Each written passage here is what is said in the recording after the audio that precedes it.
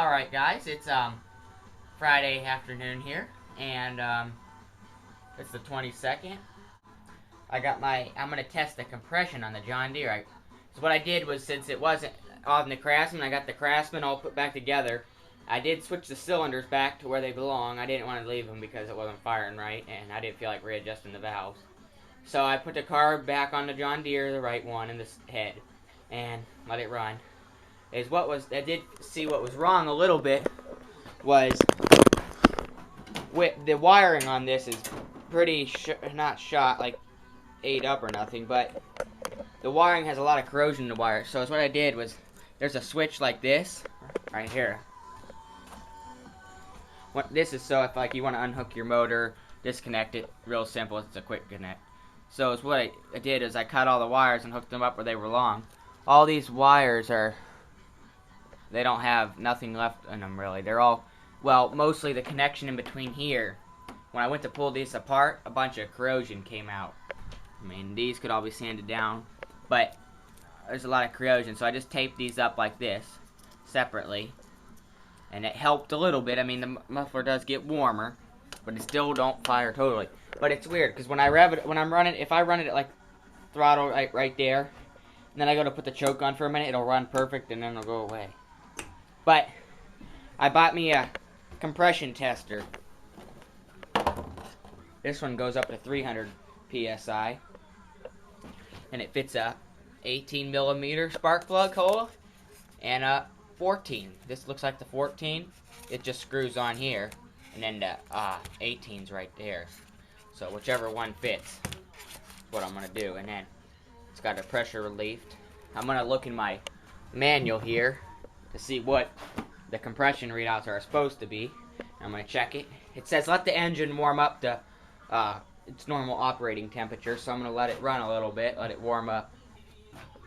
And then we're going to put the compression tester on. I also have one of these. I didn't buy this today, but I've had one for a while. It's a voltage tester, and we're going to read it. It's going to tell, it's got a diode protected circuit, so we're going to test that also, whenever I figure out where you hook it up at. So we're going to let that warm up a little bit, and then I'm going to show you me testing this. Alright? Alright, I've let the engine warm up. Now in the Briggs & Stratton manual, it tells you to take both the spark plugs out, and it wants you to, it says it's hard to attain the pressure. It says turn the engine over until this gauge goes up and stops moving. So let me get this a little tighter yet. It says turn the engine till. Alright, it's in there. Now I'm just gonna lay this to where I can see it while I'm turning the engine over. That's what it's gonna do. Now let's turn it over and see what it does. Get this spark plug wire out of the way.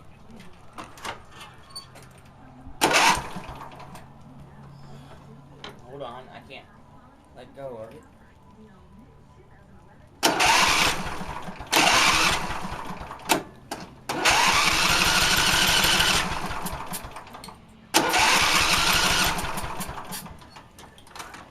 Okay, it's saying 150. It will not move any farther. It's right at 150. Alright, let's see what the book says. It's saying cylinder 1, engine 1, cylinder 160. Why is it saying 60 psi? I don't have, I'm definitely not getting 60. I'm getting way above 60. But I think it's right. Let that air out. Okay, so I think it's going to be right. Now let's get ready to do the other side.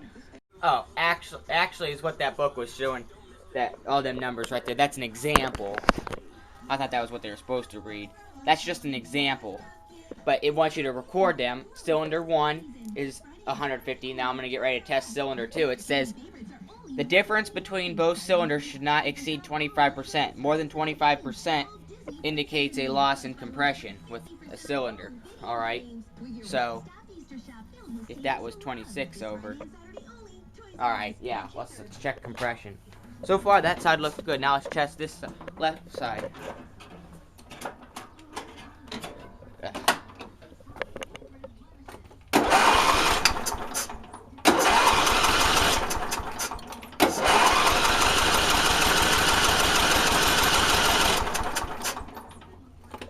Alright, pumped up. It's saying just, yeah, right, like one little line over 150. So it's good too. This side says fine. So the compression on this can't be bad. So I know it don't have like a broken ring or nothing. Maybe it's the coil that the flywheel's on. Next thing I'm gonna test is this. So let's get ready to test this. So just say it's got about 150 on both sides. So that's about good, I think. 150. So now let's test the other side now. Well, I mean not the other side. Let's get ready to do this. Actually, guys, is what we're needing is we're needing it's called a cylinder balance test. If you can tell what this picture looks like. There's a metal piece that hooks onto the spark plug, and then there's this contraption here that the spark plug wire plugs onto, and it's a start and run engine, and then it'll tell you if the engine is performing or the cylinder is performing to its right test. It's telling you if it's putting out the right power, if it's not putting out enough power. It says the cylinder power, the balance test will detect a cylinder that is not functioning. When one grounding out one cylinder, there'll be RPM loss. As long as the power required for the application does not exceed power produced by one cylinder. So, is what we're gonna do is I want to buy one of these things. I want to buy one of these suckers. It says you need a. It says. Yeah, it says right here, if the engine is hard starting, runs rough, misses, or lacks power, perform a cylinder balance test to determine whether cylinders are operating to their full potential. That's what I need. I need a cylinder balance tester. Never heard of that before, but it's good to have. I don't mind buying these things because when I'm working on engines, it's good to have them.